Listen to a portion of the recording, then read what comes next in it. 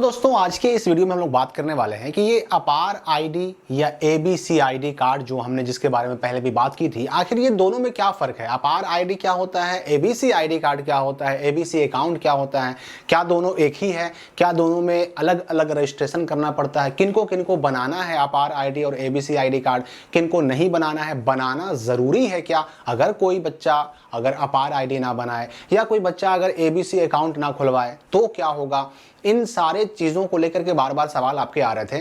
तो पहला जो सवाल सबसे इम्पॉर्टेंट आप सबके लिए, देखिए अगर आप छात्र हैं, अगर आप स्टूडेंट हैं, चाहे आप किसी भी क्लास में वर्तमान में पढ़ते हो, चाहे आप किसी भी क्लास में हो, किसी भी राज्य के हो, चाहे किसी भी स्कूल में पढ़ते हो, कॉलेज में पढ़ते हो, प्राइवेट स्कूल में पढ़ते हो, प्राइवेट कॉलेज में पढ़ते हो या फिर सरकारी स्कूल कॉलेज में पढ़ते हो, किसी भी कोर्स को कर रहे हैं, अगर आप स्टूडेंट हैं, पढ़ाई कर रहे हैं, तो एक बात तो साफ है कि आपको अपार आईडी बनाना पड़ेगा, हर हाल में बनाना पड़ेगा। तो ये तो आप समझ गए होंगे। अब चूंकि अपार आईडी से पहले हमें ये स्पष्ट जान लेना है कि अपार आईडी और एबीसी आईडी में क्या फर्क होता है। मैं पहले आपको बता दूं कि देखिए एबीसी का जो फुल फॉर्म होता है एकेडमिक बैंक ऑफ क्रेडिट, ये एक तरह का बैंक है।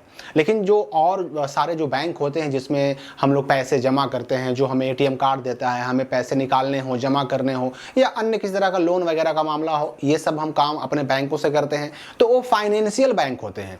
उस तरह का बैंक ये नहीं है तो ये भी बैंक, लेकिन ये एकेडमिक बैंक ऑफ क्रेडिट है। आप सबको पता होगा कि अब जो हमारे यहाँ यूनिवर्सिटीज हैं 12 से ऊपर, जैसे ही आप 12 पास कर जाते हैं, इंटरमीडिएट पास कर जाते हैं, 12 से ऊपर जाते ही आपको किसी न किसी यूनिवर्सिटी में एडमिशन कराना पड़ता है। चाहे आप बीए बीएससी बीकॉम पार्ट 1 में हो, 2 में हो, 3 में हो या फिर एमए एमएससी एमकॉम कर रहे हो कोई और, अगर 12 से ऊपर कोई कोर्स कर रहे हो तो जाहिर सी बात है कि आपको किसी न किसी यूनिवर्सिटी में जाना पड़ेगा। और जैसे ही यूनिवर्सिटी में आप जाएंगे सबसे पहले आपसे मांगा जाएगा, एडमिशन के टाइम ही मांगा जाएगा कि भाई अपना एबीसी अकाउंट लाओ, एबीसी आईडी लाओ, अपार आईडी लाओ। तो ये तो कंफर्म है कि 12 तक, यानी जब तक आप 12 क्लास तक हैं, जब तक आप इंटर का एग्जाम नहीं दिए हैं, इंटर को पार नहीं किए हैं, तब तक एक पल को अगर देखा जाए तो आप अपार आईडी और एबीसी आईडी बनाए बिना भी रह सकते हैं, काम चल सकता है। लेकिन जैसे ही 12 पास कीजिएगा तुरंत इसकी जरूरत पड़ने वाली है।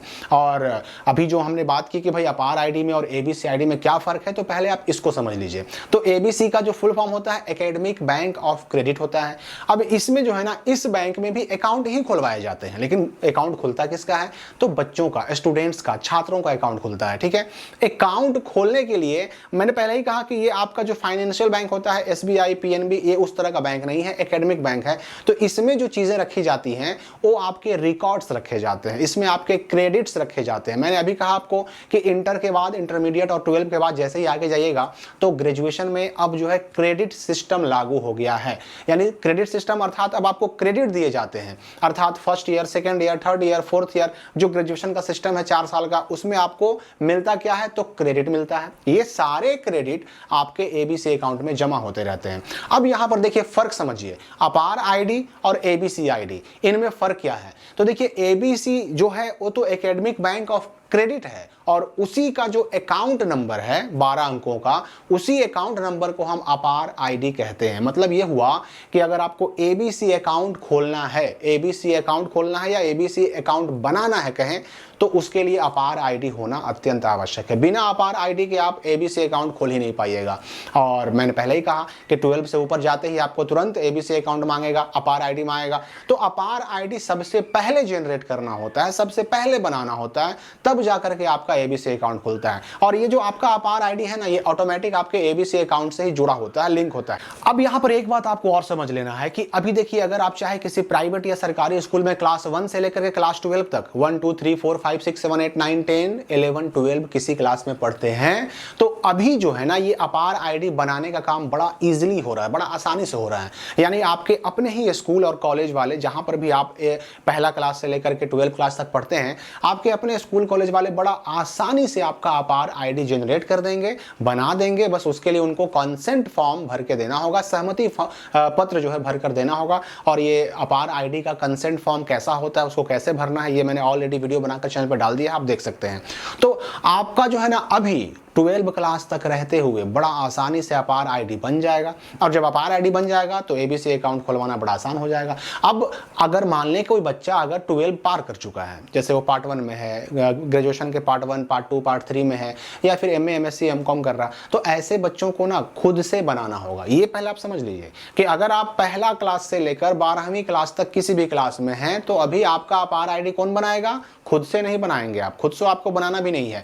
आपका अभी अपार आईडी आपका स्कूल या कॉलेज बनाएगा। लेकिन जैसे ही 12 पार करेंगे, आपका अपार आईडी आपको खुद से बनाना पड़ेगा। और खुद से बनाने के लिए आपका आधार मोबाइल नंबर से रजिस्टर्ड होना चाहिए, और उसके साथ साथ जो है ना, आपका डिजी लॉकर का अकाउंट बना होना चाहिए। डिजी लॉकर के अकाउंट को आप लॉगिन कीजिएगा, अपने आप वहां से आप बड़ा इजीली बना सकते हैं अपार आईडी कार्ड। उस पर फिर से कभी फिर एक वीडियो बना दूंगा मैं कि डिजी लॉकर से अपार आईडी कैसे जनरेट करना है। ये किसके लिए? तो 12वीं जो पार कर चुके हैं, जो इंटर पास करके आगे बढ़ चुके हैं, किसी कॉलेज या यूनिवर्सिटी में पहुंच चुके हैं, BA, BSc, BCom, MA, MSc, MCom, या फिर और कोई कोर्स इंटर के बाद कर रहे हैं, उनके लिए। अगर आप इंटर से पहले हैं, 12वीं क्लास तक पढ़ रहे हैं, तो आपको खुद से नहीं बनाना, आपके स्कूल कॉलेज वाले ये अपार आईडी बनाएंगे।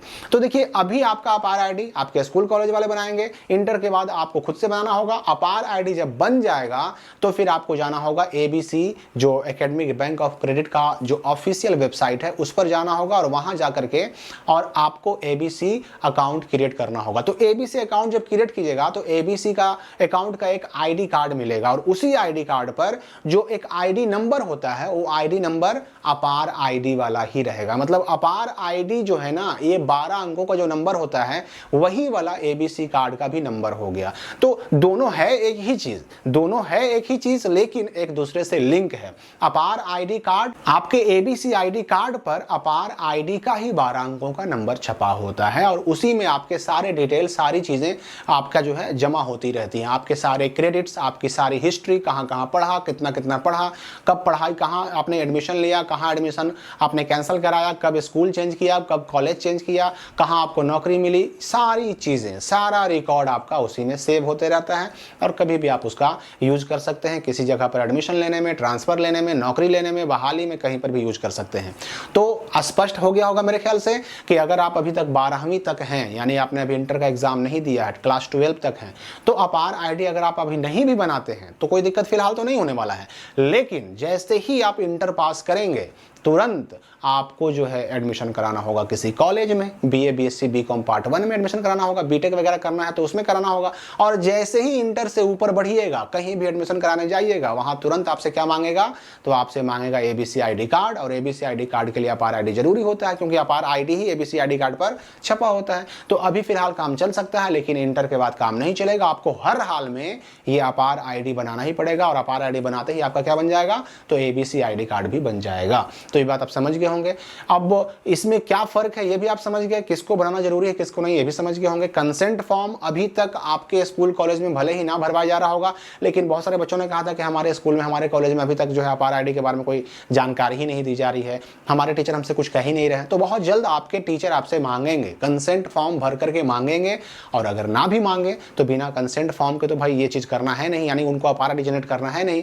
बहुत जल्द सारे स्कूलों को जानकारी मिल जाएगी, सारे स्कूल कॉलेज वाले आपसे कंसेंट फॉर्म मांगना शुरू करेंगे और आपका अपार आईडी जनरेट करना शुरू करेंगे, अगर आप 12 तक हैं तो। और 12 से ऊपर है तो आपको खुद से बनाना है अपार आईडी। तो अपार आईडी बनाने का या एबीसी अकाउंट खोलने का सारा लिंक मैंने डिस्क्रिप्शन और कमेंट में दे दिया है। मिलते हैं हम अगली वीडियो में नए अपडेट के साथ।